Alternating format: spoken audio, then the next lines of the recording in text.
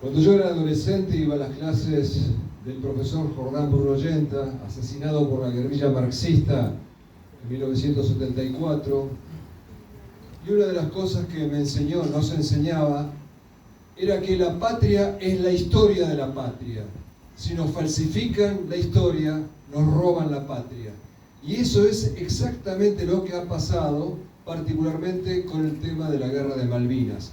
Nos han robado la historia de la Guerra de Malvinas. ¿Por qué la han robado? Bueno, este panorama desolador que acabamos de escuchar recién, descrito puntillosamente, se puede resolver con la llave que significa la gesta de Malvinas si la sociedad argentina la llega a ver como tal. Yo este último libro tuve la audacia de titularlo La Malviníada, y mi editor me decía, nadie va a decir Malviníada, todo el mundo va a decir Malviniada, que suena despectivo. Y yo insistí, porque quería subrayar que era la Malviníada, como la Ilíada, como la Lusíada, como todas las épicas nacionales. Y esta es una que tenemos y no reconocemos los argentinos. Nos la han ocultado y nos la siguen ocultando y la siguen bastardeando y la siguen tergiversando a 40 años de ocurrida, porque le temen, porque es la llave del resurgimiento argentino. Hace un par de días en un diario muy importante de la Argentina apareció una nota sobre la Guerra de Malvinas, no sobre el heroísmo de los combatientes, ni siquiera sobre su sufrimiento, sino que durante la guerra había mandos que querían cobrar comisiones, sobornos en plena batalla. Y ese artículo no lleva un solo nombre, o sea, es una operación de prensa. Permanentemente quieren cerrarle la puerta a la sociedad argentina para que beba de esa agua vivificante que es la historia real de la Guerra de Malvinas. Porque es la palanca de Arquímedes que puede dar vuelta a la decadencia argentina. El ejemplo de los héroes.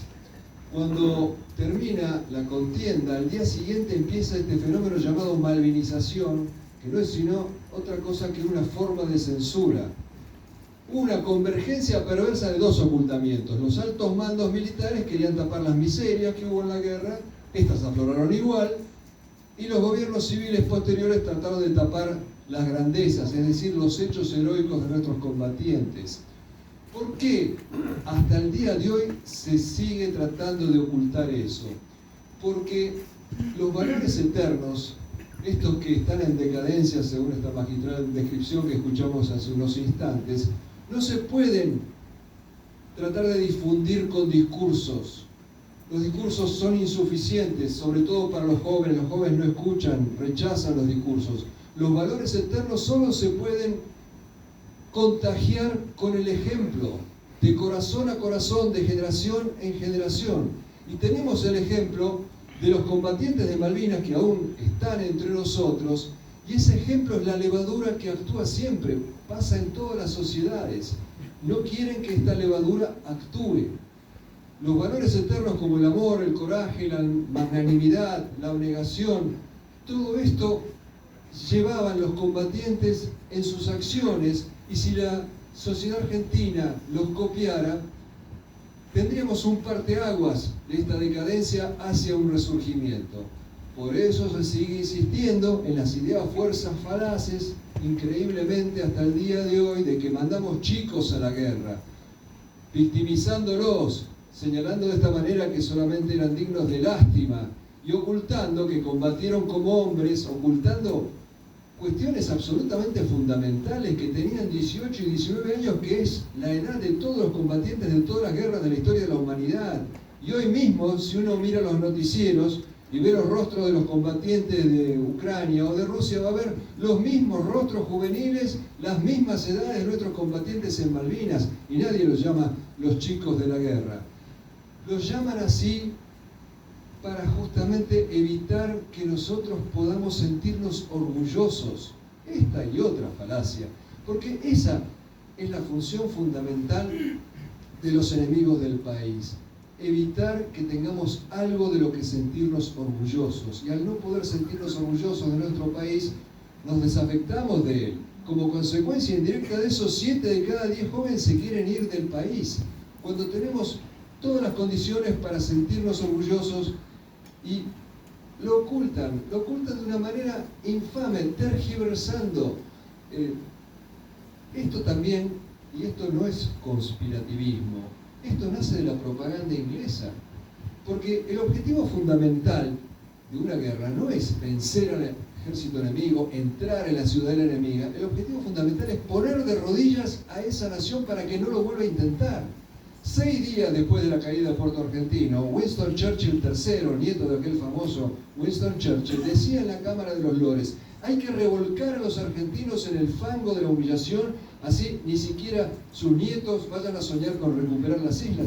Y esto es lo que se logró. Consciente o inconscientemente, la sociedad argentina repite palabras de la propaganda inglesa, como por ejemplo de que fue una guerra de la democracia contra la dictadura. Claro, la democracia británica fue a la guerra contra la Argentina aliada a ese gran demócrata que fue Pinochet, por ejemplo. Una gran hipocresía. Otra hipocresía: nosotros teníamos armamento británico. ¿Por qué teníamos armamento británico? Por ejemplo, los misiles Blowpipe. Porque la democrática Albión se lo había vendido al democrático general Videla. Inglaterra no podía decir vamos a la guerra a recuperar nuestra colonia. Era políticamente incorrecto. Entonces decía vamos a la guerra contra la dictadura argentina. La cantidad de ideas, fuerzas, falaces, como por ejemplo que estamos de antemano condenados a la derrota. Nadie está condenado a la derrota en ningún orden de la vida de antemano, porque la guerra, y también la vida cotidiana nuestra, la decide la voluntad. Esto lo dijo el famoso teórico de la guerra Clausewitz. La guerra no la gana el que tiene más tecnología, más hombres, más armas, la gana el que tiene la voluntad más fuerte. Y esa voluntad, por ejemplo, de ella hicieron gala nuestros pilotos, que con aviones modelo 60 atacaban fragatas modelo 80, 20 o más años de diferencia de tecnología, y suplían esa diferencia con pericia y con coraje. Pero además la suplían con fe. Los pilotos argentinos habían sido formados en la Escuela de Aviación Militar bajo la influencia de este profesor Jordán Bruno Yenta, y habían sido educados en una enseñanza milenaria probablemente. Ya el poeta latino Horacio decía: dulce y decoroso es morir por la patria, y ellos lo sentían así.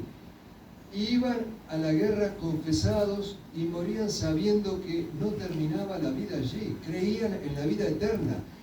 Y eso hacía que no hubiera nada más peligroso que un piloto argentino recién confesado. La guerra de Malvinas es una guerra que se podría decir religiosa, desde el momento en que la religión permeaba el día a día de los combatientes. Yo he sido testigo de ello. Se verificó una vez más aquello que dicen: en la guerra no hay ateos. Me acuerdo de un soldado de apellido Donado que se proclamaba ateo, que me dijo: suspendí mi ateísmo mientras dure la guerra. He sido testigo de cómo gente que se acercaba, digamos, a ver qué estaba repartiendo el cura, el capellán, y al ver que era rosario, decía: no, yo soy protestante, gracias padre, yo no. Pero apenas empezaron a silbar las balas, iban a hacer cola para que el padre le diera un rosario. Fue un escudo la fe en Malvinas. Yo hice un libro, Malvinas, Sangre y Fuego, donde le dediqué un capítulo a la fe en Malvinas. Y después, hojeando el libro,